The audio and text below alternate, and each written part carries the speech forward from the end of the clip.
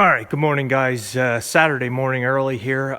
Two hay customers today. They're coming back to back. I pretty well scheduled them so I can stagger them so they don't show up at the same time. But maybe at the end of this video, I'll take you up and show you where we're at in the barn. It's not very impressive, let me tell you.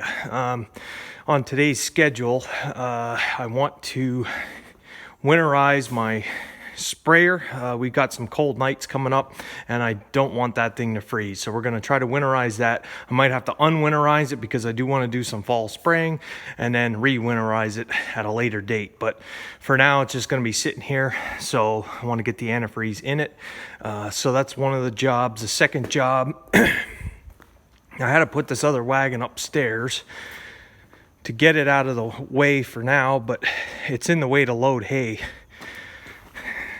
That one right there. So we want to get that backed in and in its winter spot.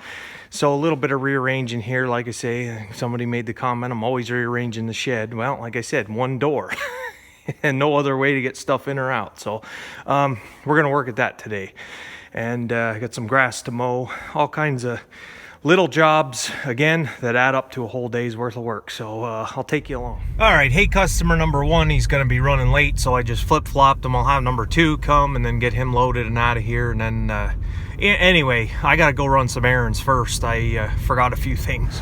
All right, time to start rearranging. All right, now the sprayer is accessible, and I'm going to have everything parked outside again, I think, today. So let's get that out.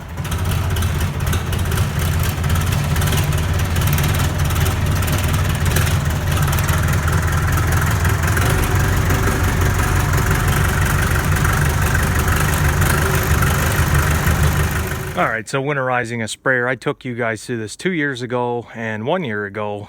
Basically just get all the water out of the sprayer, and I put antifreeze in. This foam marker too, we want to get the liquid out of here and pump some antifreeze through the foam system. That way we don't have any issues come spring. So I think 2 years ago it was snowing when I was doing this in October, so it's a job that has to be done every year. And liquid nitrogen is corrosive, so before I put this away, I want to spray this with oil and diesel fuel, keep ahead of the rust anyway.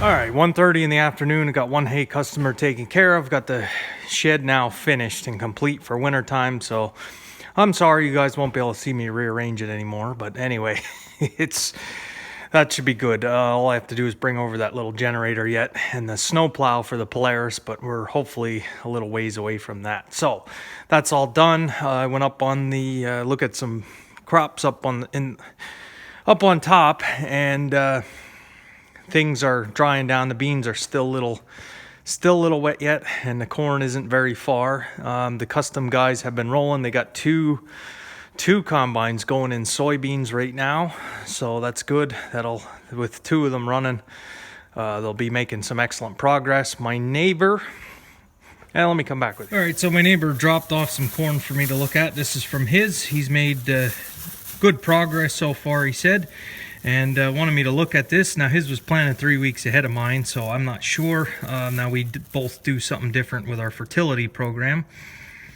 but the kernels this year, I'm going to test this and see how the test weight looks, but the kernels this year are definitely bigger, heavier, thicker. This should have a decent test weight without having a meter.